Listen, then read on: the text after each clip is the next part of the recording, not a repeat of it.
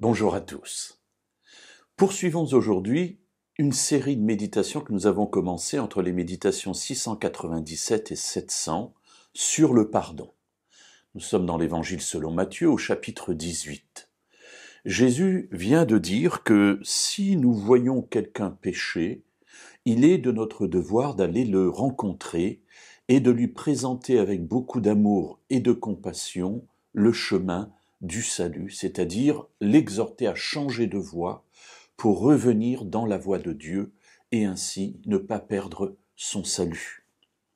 Alors Jésus nous encourage à le faire d'abord seul à seul. S'il n'écoute pas, de prendre un ou deux témoins, mais au départ une démarche seul à seul, afin de préserver l'intégrité de la personne et s'assurer que ce que nous avons vu est bien la réalité. Et tout un processus s'ensuit, je vous invite à réécouter ces méditations. Et dans ce contexte-là, nous lisons au verset 18 de ce chapitre 18 de l'Évangile selon Matthieu, la suite que Jésus donne.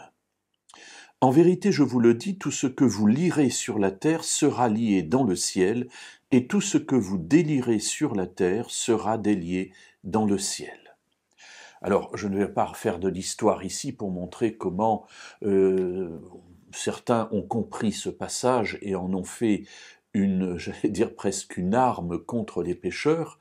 mais ici, dans l'état d'esprit de Jésus, et cela ressort non pas de cette traduction, mais de l'original, c'est-à-dire une traduction qui est plus fidèle au temps utilisé, dit la chose suivante: « En vérité, je vous le dis, tout ce que vous lirez sur la terre aura été lié dans les cieux, et tout ce que vous délierez sur la terre aura été délié dans les cieux. » C'est-à-dire qu'en fin de compte, lorsqu'il y a une communion entre le croyant et son Dieu, lorsque le croyant va lier quelque chose ou va délier quelque chose, c'est-à-dire va permettre à une personne d'être libérée de son péché, de sa faute, ou au contraire va montrer qu'elle est maintenue dans sa faute, eh bien tout simplement cela signifie que grâce à cette communion qu'il a avec le Père, grâce à cette présence du Saint-Esprit en lui, eh bien ce qu'il dira sera la conformité de ce qui a été dit dans le ciel, et non pas l'inverse.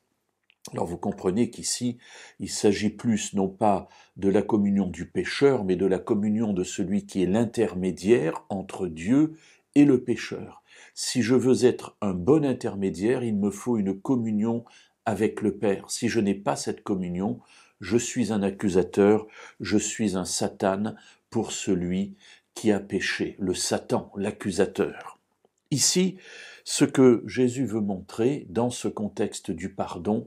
c'est que lorsque nous sommes animés par l'Esprit pour amener une personne sur le chemin de la réconciliation, nous ne faisons que l'œuvre du Père qui lui-même a fait cela pour chacun de nous, nous permettant ainsi d'être réconciliés avec lui. Et en finale, nous reconnaissons bien là que le regard que nous portons à ce moment-là sur le pécheur n'est pas un regard d'accusation, de mépris, mais au contraire un regard rempli d'amour, comme celui de Dieu vis-à-vis de nous.